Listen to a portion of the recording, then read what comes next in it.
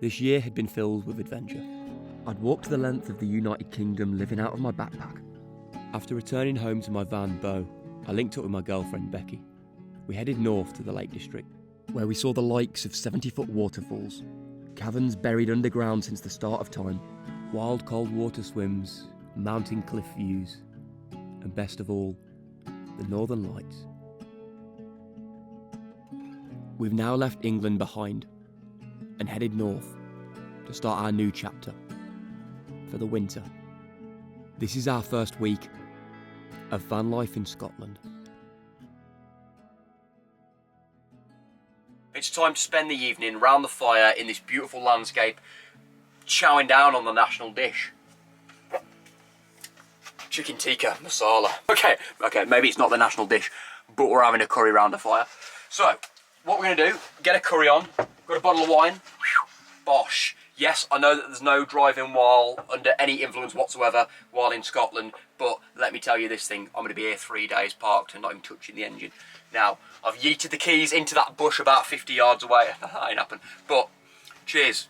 Good evening, good morning, and wherever you are from, nice to see you, not. No, I can't say nice to see you nice. Wasn't he a nonce?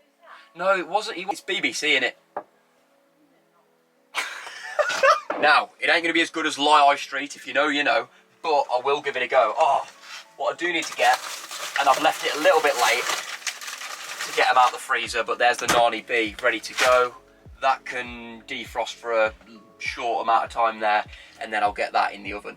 Preheat that bad boy, and chicken. We had fajitas last night, so we've got a little bit of chicken left over. We'll chuck that in there. Onions. What else goes in a curry? Peppers. I can't juggle, to be fair, but I can give it a good go. I don't feel like we've really done much since the last video, since actually getting here. We climbed a mountain, which you saw last week. What else, Bex? We've just been skiffing around and working, really, haven't we? We've been editing, really, so there's not actually been much to update you on, apart from the last mountain that we climbed. We're going to have this tonight, have a little chill period, little flipping soak period, see what's going on, and maybe climb a mountain tomorrow. The weather's good tomorrow, isn't it? Scotland good, yeah. Scotland good, not good, good. Now. Can I just say something? Yeah. My wine in the glass seems to have gone missing. It ain't missing, darling, it's empty. No, that was your one. Oh, I'm in trouble. Now we don't have proper wine glasses because one, they smash too easily, and two, these are smaller and lighter. Here you go, Don. Bex is trying out a new fire pit, innit? So, what's this? It's by Winterwell, innit? Quite right. Quite right. If it's gone too far, if you ever don't open a bottle of wine and go, ooh, quite right. Good anyway, how's the new knife performing? Very lovely. I feel like I was trying to figure out if it was a different brand. Wait,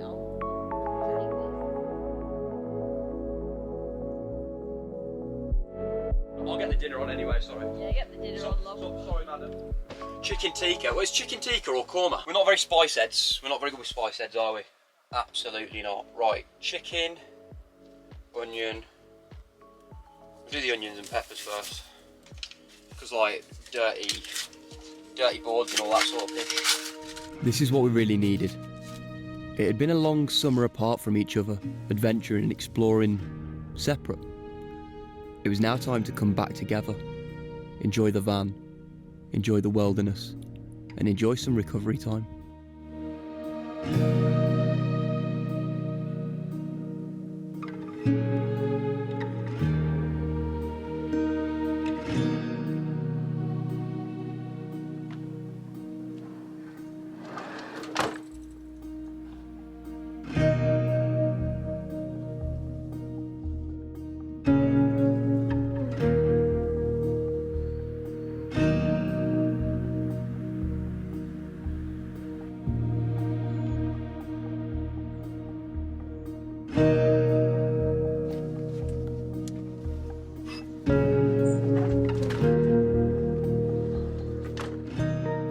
We took the beautiful lighting on the mountains as a chance to take a low-level walk. It was such a stunning morning, and it reminded me of something out of Yellowstone.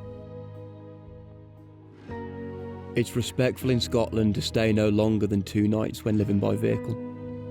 So once these were up, we hit the road. And my gosh, were they stunning.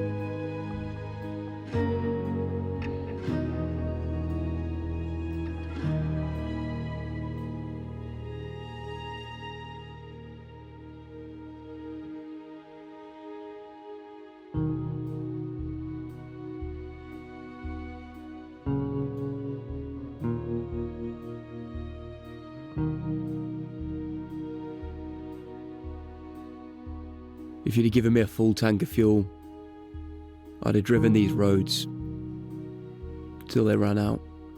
But it was time to return to the real world, to grab some groceries.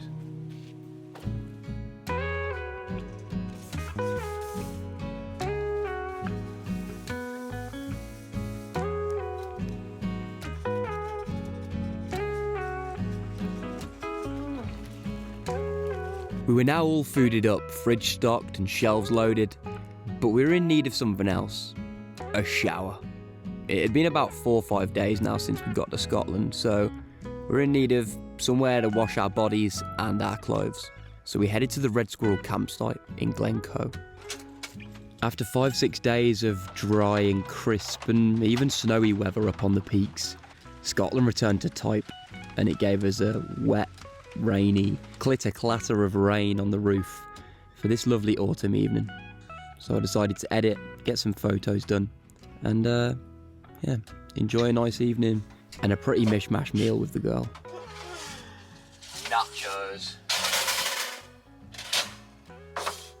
Nachos, cheese, salsa, black olives, bottle of vino. Put that in your pipe and smoke it. That's what I say. Right, let's just scram this out of the thing, innit? Because washing up and shit. Boshta, ala kushti, ala kushti. I love my life. Black olives, roasted. Black one. nachos. They're not that burnt. They are. You said that. No, they are, look. Oh, it's better than nothing, isn't it? We need a side bowl for burnt ones. I literally had one job. Put nachos in tray, salsa on top of nachos, cheese on top of salsa, black olives on top of cheese. Put in oven, get out before burn. Yeah. Burn it. Oh well. Oh, nice. Is it crispy? Cheese. Probably about a quid's worth of cheese. About £4, £2 a piece, dinner. It's not healthy. Snacky. It's just snacky, not healthy. On the road. Every now and again sort of dinner, innit? Waking up in this campsite didn't feel like a campsite. There was trees everywhere, surrounded by forest, a stunning river out back. I got a brew on and just enjoyed it for a little while.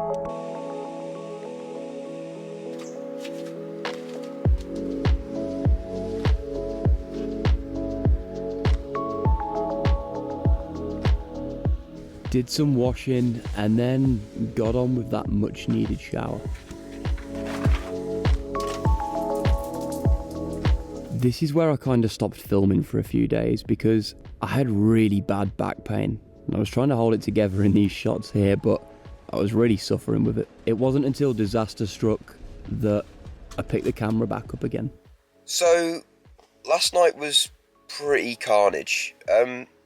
We woke up in the night and... let me rewind a minute. When I went to do the washing last night, I looked at the sign on the door and it said, basically, campers beware, strong winds inbound, yellow, red warnings or whatever for wind. And rain and stormage. And, well, they were right, because it's been 70-mile-an-hour winds blowing through this campsite. And what I didn't expect in the middle of the night was to hear a massive crash, like a massive bang. Literally, it woke me and Bex up. We both shot up in bed and were like, what the heck was that? Because it was like sounded like it was on the roof, on the side of the van. We didn't even know what it was. We were literally like, what the heck? And my instant thought was, there's a telephone wire there, like on the big wooden upright. I thought that had fell down and like landed on the van. I was like, no way, this like cannot be happening. My second thought was that it was someone's like table and chairs from another pitch that had like flown over and basically just crashed into the side of the van or something. And I was like, sound. It wasn't until I got dressed and went outside that I realised what had happened, and it, yeah, I mean, it's kind of going to change how we have to sort of work with the van for the rest of the trip, because we've no longer got any solar. So that bush out there, about sort of 15 foot away, is where I found this. Bent up, face down, smashed and bent to within an inch of its life. I don't know if you can see the actual crease and bend in that. So that was the extent of the wind in the night, up to 70 odd mile an hour apparently, and it ripped that off. And not only did it rip it off, like I said, it's just bent it, it's absolutely shattered it. So there's 200 watt of solar down, which weighs about 5-6 kilograms. So it ripped that off the roof, 5-6 kilograms, threw it across the roof, which is what the clattering noise we heard was. And then when I went outside to do the inspection, not only did it clatter across the roof, the matching solar panel to that, the other 200 watt blacked out one, the corner of that poked a hole in that and completely shattered that as well. So that's still bolted to the roof. But I've got to get that off before we leave here, otherwise it's going to leave a trail of shattered glass behind us as soon as we drive away. So yeah, it's not been the best night, and we've now got no solar on the van. Well, sorry, I've got 100 watts. That's going to make a real chunk in overcast weather like this, isn't it? Yeah, man. So 100 watt really isn't going to make much of an impact into our batteries, so it's going to change the way we sort of have to live in the van up here, because it's cloudy as it is, so we won't get much off solar, but it means we're just going to have to drive around a bit more to use the DC to DCs off the alternator to charge the lithium setup a bit more power. I mean, we've got two 30 amp Orion Victrons, so, well, Victron Orions, which means that when we're driving around we get like a maximum of 60 amps going into the batteries, which is a lot. Like 5 hours of driving will fill the batteries to the full, but yeah, we're just gonna have to drive around some more. And I'm now like 400 quid of solar panels down. Like, I've literally just shattered 400 quid of solar panels. I don't want to sort of move this around too much and put glass everywhere, but you can see how much it's like warped the panel, and it's like completely bent up in the one corner. Down here's buggered. I can't lift it enough to show you on the camera. It actually ripped the electrical wires at the back like straight out of the other link-up setup, and it's buggered. Where it's fallen, like it literally blew it like 15 foot and then like 10 foot off the top of the van. But now it's absolutely peeing it down. It's what time? I don't even know what time it is. Do you know what time it is? 10:30. 10:30. We've got to leave this campsite at 12, otherwise we've got to pay another like 30 quid. And now I've got to try in this wind still and in the rain to get the other solar panel off. So yeah, this should be interesting. And my back's in agony, so this is going to be fun. I'm gonna have to do gymnastics on the roof in 70 mile an hour wind with it peeing down. I better get the tools out.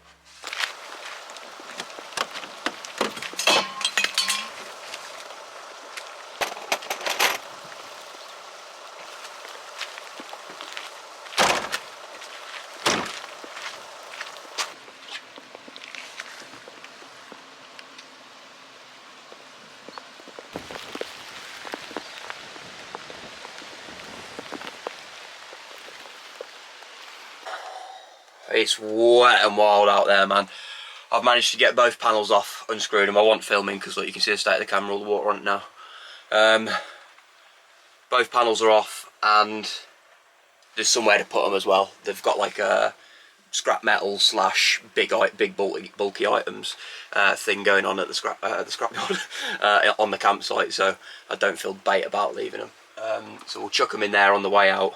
But I'm drenched now, cold, My shorts, Crocs and shorts. What? November. So yeah. Is it November or is it October? October. Shows how much I know. Him just gallivanting around in his van like a knobhead. Anyway, I'm gonna go and get a shower, get warm, and then we will dip-dop-do out of here. Oh, I need to. The connections for the solar, I've put a bag round. I need to go and tape it up so they don't get water ingress into them and blow my electric system up. I'm probably going to disconnect the solar completely because I've only got 100 watt up there and it's probably going to do cackle. But yeah, this isn't ideal really, but you know, cheerfulness in the face of adversity and all that good pish. We shall push on. Just a bit cack. Like, we could have chilled out. If we were like on the east coast where it's a bit sunnier, we could have chilled out for like quite some time in one spot without having to start the engine with the solar on, but I guess that's out the window now. We should have to cruise around more, get some miles in. See you in a bit. After taking a shower and getting warm again, it was time to leave. And that marks the end of this video. Thank you so much for watching. And this will continue next week. So, if you want to see what's next, think about subscribing. Thank you so much to my patrons.